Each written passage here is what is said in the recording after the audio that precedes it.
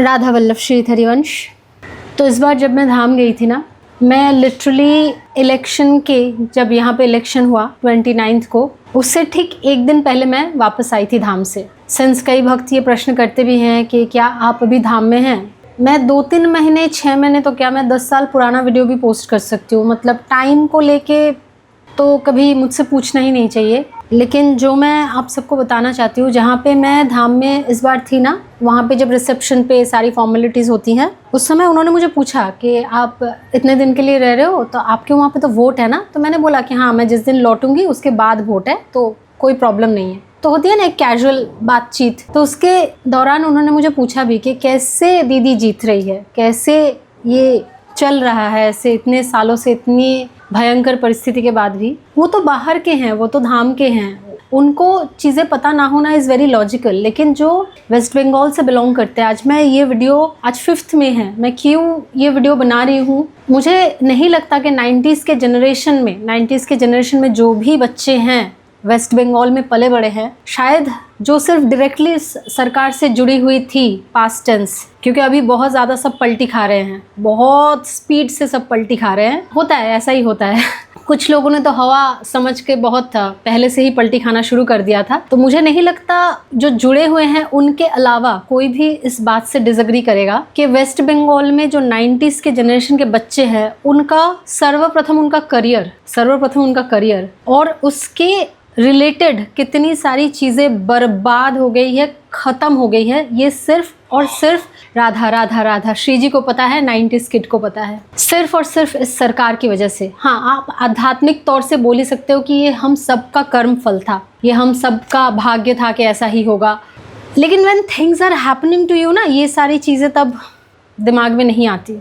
When things are happening one after one, किसी की सरकारी जॉब लग चुकी थी, वो जॉब उनसे छीन ली गई, पॉलिटिक्स करके और भी बहुत सारी ऐसी सिचुएशंस करके छीन ली गई। आज मैं इन दिस प्लेटफॉर्म यूट्यूब पे, क्योंकि मेरे पास सारे सर्टिफिकेट्स हैं तो मुझे बोलने में कोई झिझक नहीं है। 2 ऐसे सरकारी एग्ज़ाम्स हैं, अभी तो बहुत सारे एग्ज़ाम्स का मैं डिटेल्स भी भूल गई हूँ, क्योंकि it has been such kind of a journey. Anyway, ये दोनों का मेरे पास पास्ट सर्टिफिकेट है। कभी रिक्रूटमेंट नहीं हुआ वेस्ट बंगाल में मुझ जैसे कैंडिडेट्स का, जिन्होंने पता नहीं क्या क्या, मतलब मैं दूसरों की बातें नहीं कर रही हूँ, मेरी जो स्थिति थी, मेरी स्थिति में हर रोज़ मार खा के, बाहर से इतना फेक एटीट्यूड रख के कि नहीं सब ठीक है, ये वो, उस मुश्किल से निकलने की कोशिश निरंतर करना, उसके बीच में पढ़ाई करके पास करना। मुझे पता है मैं बहुत मटेरियलिस्टिकली बात कर रही हूँ, लेकिन it was so difficult for a human like me. मेरे लिए इतना मुश्किल था, वो मुझे ही पता है। तो वो एक सर्टिफिकेट ना मेरे लिए बहुत बहुत बहुत मायने रखता था कि चलो अब कोई एक सरकारी नौकरी मुझे मिलेगी, क्योंकि सरकारी नौकरी का सारी दुनिया को पता है, भले उसकी सैलरी कम हो लेकिन उसकी कोई एक सिक्योरिटी होती है, उसके साथ साथ बहुत सारे और भी बेनिफिट्स आपको मिलते हैं, जिसकी वजह से कहीं ना कहीं आपको पता होता है कि हाँ, अभी आप स्टेबल हो, अभी आप सेटल्ड डाउन हो। जो आंटियाँ, मैं आंटियों को बार बार बोलती हूँ, अंकल्स को भी बार बार बोलती हूँ, जिनके लिए सिर्फ शादी, बच्चा, और सिर्फ आंटियाँ ही नहीं, एक्चुअली मेरे बैचमेट्स में बहुत सारे ऐसे, I am not hating them, it's a concept. मेरे बैचमेट में सेम एज वालों का सिर्फ यही कॉन्सेप्ट था, जिनके लाइफ में कोई ऐसे सो कॉल्ड मेरे लाइफ जैसे इवन छोटी छोटी प्रॉब्लम्स भी नहीं थी। उनके लिए सिर्फ शादी, बच्चा, घर, गृहस्थी, ये I am not hating marriage, I am not against of this marriage institution, लेकिन मेरे लिए वो इंपॉर्टेंट नहीं था, क्योंकि मेरी प्रॉब्लम्स बहुत बड़ी थी। मेरे लिए एक जॉब बहुत ज़्यादा मैटर करता है, इवन नाउ मैटर करता है, क्योंकि मुझे पता है उससे क्या क्या मेरी व्यवस्थाएं होती है। श्री जी की कृपा से अब मेरे पास जो जॉब है, श्री जी की कृपा से, अदरवाइज मैं कभी भी अपना जॉब नहीं बचा पाई। जो लोग मेरे कलीग्स रह चुके हैं उनको पता है मैं कितने कम समय में जॉब छोड़ दिया करती थी। उन्हें कभी भी नहीं पता था कि मैं जॉब क्यों छोड़ा करती थी। बिकॉज ऑफ माई घर का सिचुएशन मैं जॉब छोड़ने पे मजबूर हो जाती थी। सबको लगता था कि एकमात्र लड़की है, पैसे की क्या कमी है। मुझ जैसे पैसों की कमी शायद जिनका 5-6 भाई बहन है ना, उनका भी नहीं होता था। मुझे जितने पैसों की कमी हुई है, मुझे जितने डेली नेसेसिटीज़ के लिए पैसों की कमी हुई है, जिनके 3-3, 4-4, 5-5 उनको भर भर के पैसे मिलते थे, मैं देखती थी वो लोग मतलब कुछ कमी ही नहीं है उनके लाइफ में। तो मुझे जितनी एक सरकारी नौकरी की, एक स्टेबिलिटी की, एक सेटल डाउन होने की ज़रूरत थी, उतनी मेरे पहचान में मुझे नहीं दिखी कभी भी। उतनी ज़्यादा ज़रूरत सबको है, जिसको सब कुछ ठीक है उसको भी, क्योंकि लड़कियों को कहीं ना कहीं बहुत ज़्यादा ज़रूरत है अपने पैरों पे खड़े होने की, ऐसा मुझे लगता है। लड़कों से भी बहुत ज़्यादा। एक लड़का मजदूरी कर लेगा, एक लड़का मजदूरी कर लेगा, एक लड़की मजदूरी करने जाएगी, आप सबको पता है कितने ज़्यादा हैरेसमेंट्स और सब कुछ होते हैं। बिकॉज ऑफ दिस गवर्नमेंट हमारे जनरेशन के कितने बच्चों की सरकारी जॉब नहीं लगी, पास सर्टिफिकेट धरे के धरे रह गए, जला दिए गए, कितनों ने शहर छोड़ दिया, अपना घर बार छोड़ दिया। मेरा तो छोड़ो अलग सिचुएशन था, लेकिन जिनको अपने घर के प्रति, अपने माँ बाप के प्रति, अपने फैमिली फ्रेंड्स के प्रति बहुत ज़्यादा इमोशन था, वो मजबूर हो गए घर छोड़ने पे, वो मजबूर हो गए। ऐसे बहुत सारे लोग हैं, मैं जानती हूँ उन्हें पर्सनली, जो सो कॉल्ड नॉस्टैल्जिया में बहुत ज़्यादा जीते हैं कि कोलकाता शहर की चाय, ये वो घर, लेकिन they can't live in Kolkata due to the infrastructure here, the work culture here. Work culture किस लिए इतना ज़्यादा बिगड़ा हुआ है, ये एक बाहर का इंसान गैस नहीं कर सकता। और जो मैं शुरुआत में बोल रही थी कि यहाँ पे रह के बंगाली को बुली करते हैं, ये मैं कोई हेट स्पीच नहीं दे रही हूँ, ये मैं शायद मेरा टोन थोड़ा वो हो जाता है, लोगों को लगता है मैं हेट स्पीच दे रही हूँ, लेकिन यहाँ पे ना बंगाली को ऐसे एज अ गाली ऐसा बोलते हैं, तुम तो दीदी के सपोर्टर हो। यहाँ पे लोगों को बोलते हैं ऐसे गाली के हिसाब से कि तुम तो दीदी की सपोर्ट हो। This is how bad situation is. Bengalis को केकड़ा बोला जाता था, लेकिन हम लोगों को और ज़्यादा सिचुएशन ऐसी क्रिएट कर दी गई कि हम लोगों में यूनिटी तो छोड़ो दूर की बात, यहाँ एक बंगाली दूसरे बंगाली को कितने जल्दी उसका कैरेक्टर लेके, उसका इमोशनल डिसबैलेंस लेके टॉन्ट मारेगा, इसका चांस ढूंढता रहता है। मतलब कुछ भी आपके साथ एक बंगाली का डिबेट हो गया, दूसरे विधर्मी का छोड़ो, उसके उनसे हमें लेना देना नहीं है, लेकिन हिंदू को उनका कैरेक्टर ये वो लेके इमोशनली अटैक करने लगता है, कैरेक्टर को लेके अटैक करने लगता है, सो दैट उसका मॉरल कहीं ना कहीं डाउन हो जाए। और लड़कियां तो इसमें सबसे ज़्यादा है कि लड़कियों को तो करती ही है ऐसे मॉरल डाउन करने की कोशिश, और लड़के आंटी अंकल्स इनकी तो छोड़ो। तो अभी जैसे लोगों को लग रहा है ना कि 4th मई को बहुत बड़ा एक रेवोल्यूशन आ गया है। रेवोल्यूशन एक दिन में नहीं आता। अगर आप बंगाली हो, आपने एक मूवी तो देखी ही होगी जो बहुत फेमस हुई थी, भूतेर भविष्यत, जिसमें सब्यसाची चक्रवर्ती का एक डायलॉग था, जुग जुग केटे जाए विप्लवेर अपेक्षाएं। मतलब युग बीत जाते हैं रेवोल्यूशन के इंतज़ार में। जो ये परिवर्तन हुआ है ना, इसके लिए बहुत समय से अंदर ही अंदर चीज़ें बढ़ रही थी। ऐसा नहीं है कि एक दिन में हो गया। जब प्रॉब्लम्स कम होती है ना, मतलब आपके खुद के घर में आग नहीं लग रही होती है, this is a reality check, जब आपके खुद के घर में आग नहीं लग रही होती है, दूसरों के घर में आप आग लगते हुए देख रहे हो, उस समय ना यूनिटी ख़त्म हो जाती है। इसका घर जले मुझे क्या, लेकिन जब आपके घर में भी आग लग जाती है तब एक्चुअली यूनिटी आती है, क्योंकि अभी आपका भी सब कुछ जा रहा है। तो जब ऑलमोस्ट सबके घरों में आग लगना शुरू हुआ, गाँव में, शहरों में, मफस्सल एरिया में, कोलकाता में, मतलब उन जगहों पे और सारी जगहों पे जब एक साथ आग लगना शुरू हुई, तब एक्चुअली ये यूनिटी आपको दिखी। तो जो मैं कहने की कोशिश कर रही हूँ, 90 दशक के बच्चों ने ना एक 34 साल पुराने सरकार को अपने बचपन में ही हटते हुए देखा है, और अभी ये 14 या 15 सालों का था सरकार, ये भी हट गई। तो कहीं ना कहीं जो नई सरकार आ रही है, नई सरकार आ गई है, हमें उनसे बहुत ज़्यादा अपेक्षाएं हैं, क्योंकि हमने ना सब कुछ खो दिया है ऑलरेडी। जो अपना पैशन तक फॉलो नहीं कर पाए क्योंकि उनके पास सही समय पे सही अपॉर्चुनिटीज़, एक प्रॉपर सेटल डाउन होने की कोई व्यवस्था नहीं हुई उनके पास, वो लोग ना सबसे ज़्यादा उस फ्रस्ट्रेशन और डेस्परेशन की लेवल पे हैं कि वो अभी दूसरी सरकार आएगी, झमेला करेगी, तो वो उसको भी और जल्दी हटा देगी। क्योंकि लिटरली मुझे दूसरों का नहीं पता, मैंने अपना सब कुछ खो दिया ड्यू टू दिस सरकार। अगर मैं मटेरियलिस्टिकली बात कर रही हूँ, आपको लग रहा है इट्स फाइन, लेकिन जब चीज़ें आपके साथ होती है तो आपको समझ नहीं आता। जब आपके पास सर्टिफिकेट पड़े हुए हैं कागज़ के टुकड़े की तरह, एक रद्दी कागज़ का शायद उससे कीमत ज़्यादा होगा आपके सर्टिफिकेट से, ऐसा लगता है आपको। पास हुआ सर्टिफिकेट पड़ा हुआ है बिना किसी की चप्पल चाटे, हमारे यहाँ बोलते हैं चोटी चाटा, मतलब बिना किसी के तलवे चाटे आपने खुद की मेहनत से डोमेस्टिक वायलेंस सरवाइव करके आपको वो सर्टिफिकेट्स आपके पास है, लेकिन उनकी कोई वैल्यू नहीं। हज़ारों लाखों स्टूडेंट्स की उम्र निकल चुकी है। जिस सरकारी एग्ज़ाम्स के लिए उन्होंने परीक्षा दी थी, वो पास हो चुके थे, उनकी उम्र निकल चुकी है, अभी उन्हें पता है कि कोई वैल्यू नहीं रही। उन्होंने जो रात जग के पढ़ाई की, मेहनत करी, अपने परिवार को सुरक्षित करने के लिए, अपना भविष्य सुरक्षित करने के लिए इतनी कोशिशें करी, सब कुछ मिट्टी में मिल गया। इतना खराब सिचुएशन है। मैंने कई बार मेंशन किया है वीडियो में, मैं तिलक लगा के बाहर जाती हूँ तो लोग एलियंस की तरह देखते हैं, एलियंस की तरह। और शायद बहुतों को ये ख़राब लगे, लेकिन कब तक आप विधर्मियों से उनके उत्सवों में मिलने वाले स्पेशल जो पकवान सो कॉल्ड बनते हैं, उनके लालच में कब तक अपने खुद की इंसानियत बेचते रहोगे? नहीं खाना है, नहीं खाना है।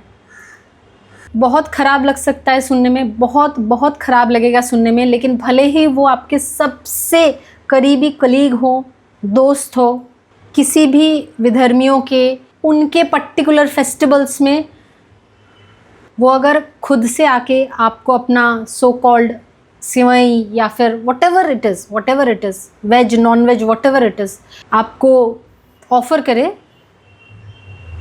Don't take it. If you are a true Hindu, don't take it. चीज़ें जब तक आपको पता नहीं है या फिर आप उसमें बहक जा रहे हो, अलग बात है, लेकिन जब आपको आहिस्ता आहिस्ता इन्फॉर्मेशंस पता चलेगी ना, आप उनके बनाए किसी भी चीज़ की तरफ देखोगे भी नहीं। बहुत ख़राब सिचुएशन है, बहुत ख़राब सिचुएशन है। जेनोसाइड हमेशा हिंदुओं को ही क्यों टारगेट किया जाता है? जेनोसाइड में किसी दूसरे धर्म को तो ऐसे टारगेट नहीं किया जाता, स्पेशली इन इंडिया, भारतवर्ष में। 4th में जब रिजल्ट आया, I was not only in tears, मैं फूट के रो रही थी। जितनी भी बार मैं न्यूज़ देख रही हूँ ना, आहिस्ता आहिस्ता न्यूज़ में वो स्कोर सब बढ़ रहे हैं, साइड पे नई सरकार की स्कोर बढ़ रही है और पुराने सरकार का स्कोर घट रहा है। पहले तो मतलब दोनों टक्कर में चल रहे थे, फिर तो ये घटना शुरू हुआ, ये बढ़ना शुरू हुआ। आई स्टार्टेड क्राइंग, मतलब इतना ज़्यादा हो रहा था एक समय पे कि मैं देख नहीं पा रही थी न्यूज़, मैं देख नहीं पा रही थी। आप सबको पता है कि मेरे जेन्युइन पॉलिटिकल व्यू क्या है, लेकिन फिर भी मैंने देखा कि जिनकी वजह से इतना ख़राब हो गया, सिर्फ मेरा ही नहीं, सारे युवाओं का फ्यूचर इतना ख़राब हो गया। कहीं ना कहीं ऐसा लग सकता है कि ये माया है, लेकिन हाँ, कल कुछ समय के लिए मैंने न्यूज़ देखा, मैंने देखा कि क्या हो रहा है, कैसे जीत रही है। और स्पेशली पानीहाटी, झारग्राम, जादवपुर, शिंगूर, ये सब तो मुझे देखना था, ये तो मुझे देखना था कि यहाँ पे क्या होता है। तो वेस्ट बंगाल के लोगों ने, यहाँ के 90s किड ने, 90 दशक के बच्चों ने ना बहुत झेला है, बहुत झेला है। कोई बाहर का इंसान नहीं समझ सकता कि हम लोगों ने क्या झेला है। और ये सिर्फ, मैं अगर करियर वाली बातें कर रही हूँ, सिर्फ ये नहीं है। हम लोगों को जितना डरा के रखा गया है ना इधर पे, जितना बाहर का कोई इंसान समझ ही नहीं सकता। जैसे हम बाहर से लिख दिया जाता है ना बैनर्स में, पहाड़ हास्य, पहाड़ हंस रहा है, पहाड़ हंस नहीं रहा है, पहाड़ जल रहा है। हर तरीके से पहाड़ जल रहा है, लेकिन बैनर्स में बड़े बड़े करके छपवा दिया गया, पहाड़ हास्य, पहाड़ हंस रहा है।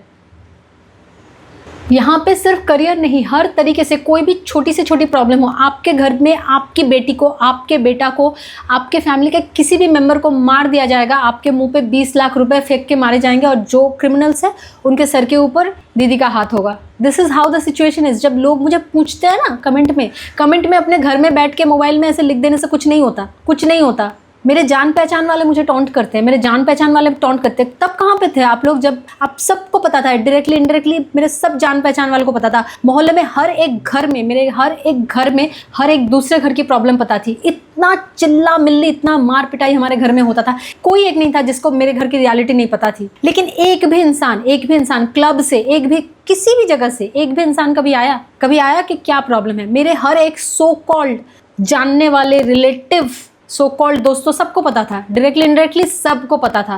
तब कहाँ थे आप लोग, जब मैं एक फेक मास्क लगा के, एक फेक मुखौटा लगा के मैं सबको बताती थी कि मेरे फादर ऐसे है, मेरे घर में ऐसी प्रॉब्लम है, ये है, वो है। कभी भी कोई एक सो कॉल्ड रिलेटिव, कोई एक सो कॉल्ड दोस्त, कलीग, कोई भी जानने पहचानने वाला, मोहल्ले वाला, कभी भी किसी ने मेरे माँ की बीमारी को लेके, या मेरे लाइफ की क्या हालत है, मेरे हेल्थ की क्या हालत है, मेरे करियर की क्या सिचुएशन है, हर चीज़ को और ज़्यादा बर्बाद करने की कोशिश ही की गई, बाहर से ठीक करने की कोशिश नहीं की गई।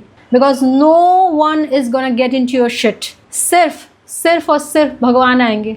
आप कितनी भी गंदगी में पड़े हो, कितना भी खराब सिचुएशन में हो, कितनी भी आपके पूरे शरीर में, जैसे गुरुदेव भगवान, हमारे पूज्य गुरुदेव भगवान हर बार बोलते हैं ना, माँ को सिर्फ बच्चा दिखता है, माँ को ये नहीं दिखता कि उसके पूरे शरीर में वो मल मूत्र करके उसमें लेटा हुआ है, माँ को नहीं दिखता। तो कहीं ना कहीं ये जो यूनिटी हम सब ने अभी देखी है ना, ये यूनिटी हमेशा रहनी चाहिए। हम हमेशा दूसरों के बारे में बोलते हैं, दूसरे कम्युनिटी के बारे में बोलते हैं कि उनके में कितना यूनिटी है, हमारे में यूनिटी नहीं। आप पहले सोचो, आप जब अपने दोस्तों के साथ सो कॉल्ड गप्पे मारने बैठते हो, पार्टियां करने बैठते हो, सो कॉल्ड पार्टियां, उस समय किसी से भी आपका अगर मतविरोध हो, किसी से भी आपका अगर मतविरोध हो, आप तुरंत उसको पर्सनल अटैक करने लगते हो। उसका कोई कैरेक्टर में प्रॉब्लम, उसका जॉब रिलेटेड, उसका फैमिली, उसका कोई, उसको आप पर्सनल अटैक करने लगते हो। तो ये बात कहीं ना कहीं हम सबको चेक करना बहुत ज़रूरी है। आप उससे जीत नहीं पाए तो ऐसे, या फिर उसको अंधभक्त बोल देना। अंधभक्त बोलने से तो पता नहीं लोगों को कितना ज़्यादा ईगो बूस्ट हो जाता है उनका, किसी को अगर वो अंधभक्त बोल देते हैं। एनीवे, तो ये एक टर्म मतलब है, चला है। At the end of the day, अगर आप अपने सर्कल के इंसान को ही समझ नहीं पा रहे, उसको प्रॉपरली समझ के, और एक तो हो गया कि मॉकिंग करना, हाँ हम तो मॉकिंग करके बड़ा इसको स्ट्रॉन्ग बना रहे हैं, तुम कुछ स्ट्रॉन्ग नहीं बना रहे हो, तुम उसको मॉक कर रहे हो, वो हर्ट हो रहा है, तो तुमको उस हिसाब से बात करना चाहिए उस इंसान से। कहीं ना कहीं ये जो यूनिटी है, ये अगर हम अपने सर्कल के अंदर ही नहीं दिखा सके तो फिर से यही घटनाओं की पुनरावृत्ति फिर से होगी। क्योंकि अल्टीमेटली ये जो केकड़ा वाला हमको टैग मिल चुका है ना कहीं हम ये है, इसीलिए इतने प्रॉब्लम्स इतनी ज़्यादा बढ़ गई थी। ये मैंने बहुत देखा है, बहुत। लड़कियों के लिए, मतलब लड़कियों के लिए तो ये और भी ज़्यादा एप्लीकेबल हो गया है, क्योंकि लड़कियों को कैरेक्टर वाइज जज करना ये समाज का एक फैशन है। कैरेक्टर इसका ये है, वो है, ये समाज का एक टिपिकल तरीका है। क्योंकि बाहर के इंसान तो बैठे ही है जूता मारने के लिए, बाहर के इंसान तो बैठे ही हैं आपका विरोध करने के लिए। लेकिन अगर आप अपने घर के किसी प्रॉब्लम में फंसे हुए इंसान को हेल्प नहीं कर रहे हो, उल्टा और ज़्यादा आग में घी डाल रहे हो। मैंने देखा है, कोई फिनेंशियल उनका कोई फ़ायदा नहीं हो रहा है, कुछ नहीं, लेकिन मज़े देखने हैं लोगों को मज़ा देखना है। जो लोग सत्संग नहीं सुनते हैं ना, मैं अगर वो लोग ये वीडियो सुन रहे हैं तो मैं उनको सच्ची में बताना चाहती हूँ कि अगर आपको लगता है कर्मा नेवर हिट्स बैक, आपका समय अच्छा चल रहा है और आप जो भी छोटी मोटी चीज़ें कर रहे हो ये भगवान माफ़ कर देंगे। पुण्य की भी गठरी होती है, जैसे पाप की गठरी होती है ना, पुण्य की भी गठरी होती है। तो अभी आपका समय अच्छा चल रहा है तो आप खराब कर्म बनाते जा रहे हो, आपके साथ कुछ नहीं हो रहा है, सब कुछ अच्छा हो रहा है। किसी एक दिन ना अचानक से आपका जो पुण्य का गठरी है वो ख़त्म हो जाएगा। और यही कारण है कि संत जो होते हैं वो पाप और पुण्य दोनों से ही बचे रहते हैं। अगर भगवान की कृपा से उनसे कोई पुण्य बन भी गया तो वो भी भगवान को समर्पित कर देते हैं कि हमें पुण्य भी नहीं रखना, क्योंकि अगर पुण्य रख लिया उस पुण्य को भी भोगने के लिए अलग से आना पड़ता है, और उसी दौरान फिर से अगर पाप बन गया तो इट्स अ साइकिल, इसी में घूमते रहोगे, इसी 84 लाख योनि में ही घूमते रहोगे। और 84 लाख मतलब 84 लाख में जितनी योनियां हैं उनके भी प्रकार हैं। जैसे पूज्य गुरुदेव भगवान ने बताया भी था ना कि अगर सर्प योनि है उसमें भी कितने प्रकार के सर्प हैं। तो ये सारी चीज़ें हैं कि आप जो सोच रहे हो कि पुण्य की गठरी चल रही है, हम पाप किए जा रहे हैं, और बहुत सारे चीज़ों में पाप होता है। पाप बनाना बहुत आसान है, पुण्य बनाना भी एक्चुअली आसान है, लेकिन फिर उनको भोगना, इसलिए जो भी अभी बहुत ज़्यादा अपना एनर्जी वेस्ट करके, अपना नॉनवेज खा के और अल्कोहल पी के, हुक्का वुक्का पी के, सब करके अपना ईगो बूस्ट करने के लिए, फ्रस्ट्रेशन बूस्ट करने के लिए, सब मुझे जो जानने पहचानने वाले हैं मैं उनको बोल रही हूँ, स्पेशली जो भी उनको सब ये सब पच नहीं रहा है, इतना असात्विक खाना पच नहीं रहा है उनको, वो जब पोकिंग मैसेजेस करते हैं या फिर कमेंट्स करते हैं, I actually feel pity for them and I actually feel at some point कि श्री जी इन पे कृपा करें। क्योंकि जब कृपा हो जाती है तब नहीं आती ये सब चिंता, तब आपके थॉट प्रोसेस बदलने लगते हैं। पता है, इस सिचुएशन पे ना मेरी एक सखी ने एक बार बोला था कि আমরা বোধহয় পিঁপড়ে হয়ে हाथी খেয়েছিলাম, मतलब हम पूरे राज्यवासी ने शायद चींटी बन के हाथी खाया था, इसीलिए शायद अभी वो हाथी पूरे राज्य को खा रही है। तो डे आफ्टर डे, महीने आफ्टर महीने, सालों तक लोगों को डरा के, धमका के, उनके ऊपर अत्याचार करके फिर भी उनका मुंह बंद रखना, ये कितना ट्रॉमेटिक सिचुएशन होता है ये तो मुझे खुद के घर से ही पता चल गया था। तो राज्य की तो बात बाद में आती है, मुझे खुद के घर से ही ये चीज़ें पता चल गई थी। तो जब लोग बाहर के लोग पूछते हैं, उनकी बात मैं नहीं कर रही हूँ, लेकिन यहाँ बंगाली को टॉन्ट करता है। ये जो एकता आपको दिख रही है ना, ये अभी इसीलिए दिख रही है क्योंकि सबके घरों में आग लग चुकी है किसी ना किसी तरीके से। सबका शायद करियर बर्बाद नहीं हुआ, लेकिन किसी ना किसी तरीके से सब सबके घर में आग लग चुकी है, और जिनके घर में आग नहीं भी लगी है इन सो कॉल्ड वे, उनको पता चल चुका है कि आग भी इतनी बढ़ चुकी है कि किसी भी दिन उनके घर में भी घुस सकती है। तो किसी लड़के का, लड़की का किसी ठीक ठाक एनवायरनमेंट में अपने घर से निकल जाना, अच्छी सी जॉब लेके बाहर सेटल डाउन हो जाना, ये अलग बात है। और किसी लड़की का अपने ही शहर में रह के विदाउट एनी जॉब शिफ्ट कर जाना घर से, सिर्फ गोपाल को लेके, त्रिभुवन अधिपति का हाथ पकड़ के घर से निकल जाना, there is a big difference. That's a revolution. और रेवोल्यूशन एक दिन में नहीं आता। रेवोल्यूशन के लिए ना बहुत सारी चीज़ें होती है, तब जाके रेवोल्यूशन आता है, क्योंकि लोग एक हद तक ट्रॉमेटाइज होते रहते हैं, डरते रहते हैं कि ऐसा हो जाएगा, वैसा हो जाएगा। इसीलिए अपने घर में बैठ के कमेंट में कुछ भी लिख देना इज़ वेरी इजी। जब आपके साथ होगा ये, भगवान ना करे किसी के साथ भी ऐसी चीज़ें हो जो इस समय वेस्ट बंगाल के बहुत सारे युवाओं के साथ, मेरे साथ जो चीज़ें हुई है, पॉलिटिकली, फैमिली रिलेटेड सारी चीज़, भगवान ना करे ऐसा किसी के भी साथ हो, मेरे दुश्मनों के साथ भी नहीं हो। मैं हर रोज़ श्री जी से यही मांगती हूँ, हर रोज़ श्री जी से मैं ये नहीं मांगती कि मुझे ब्रजवास दे दो श्री जी, मुझे अच्छा जॉब दे दो श्री जी, मुझे और प्रॉपर वर्क फ्रॉम होम दे दो ताकि मैं ब्रज में शिफ्ट कर सकूँ, मेरी यहाँ पे जो भी प्रॉब्लम्स, ये मैं नहीं मांगती।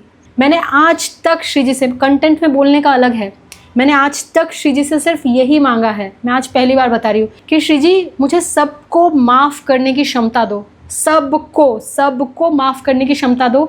ये चीज़ मेरे दिमाग में और ज़्यादा बिठाओ आप कृपा करके कि जो भी हुआ मेरे अपने कर्म की वजह से हुआ, मुझे सबको माफ़ कर देना है, बड़े से बड़े दुश्मन को भी माफ़ कर देना है। काफ़ी हद तक श्री जी के चरणों की कृपा से वो हो रहा है, लेकिन कभी कभी होता है ना, मैं इंसान हूँ तो वो चीज़ें ट्रिगर हो जाती है। तो मैं बस यही मांगती हूँ, मैं और कुछ नहीं मांगती, क्योंकि सद्गुरुदेव भगवान की कृपा से ये चीज़ें मुझे समझ में आ गई है। क्योंकि अगर मेरा कल्याण होना है ना, कोलकाता में शहर में बैठ के हो जाएगा।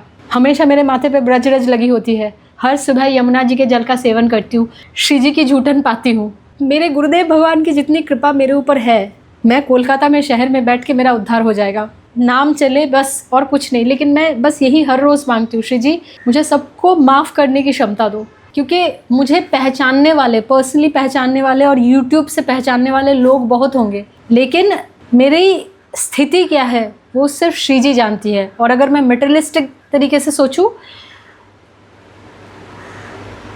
गिन के शायद 1 या 2 लोग होंगे जो एक्चुअल में जानते हैं कि मेरी मेंटल स्थिति क्या है, एक्चुअल में शायद 1 या 2 होंगे, शायद 2 भी नहीं होंगे, 1।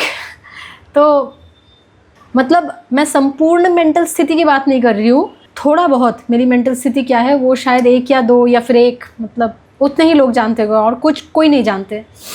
क्योंकि जब तक मैंने फेक इंस्टाग्राम पे, फेसबुक पे, हर जगह मैं हैशटैग देती थी fake, I was literally shouting without even uttering a word, I was literally doing this sign again and again.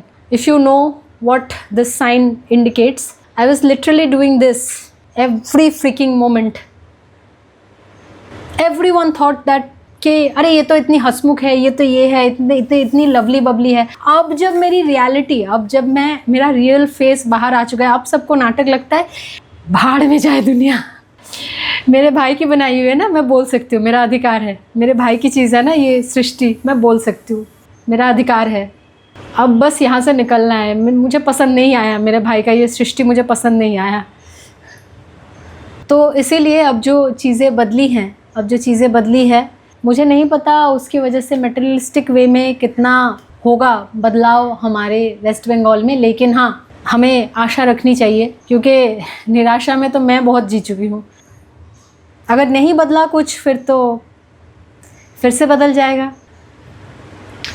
Radha Vallabh Shri Harivansh.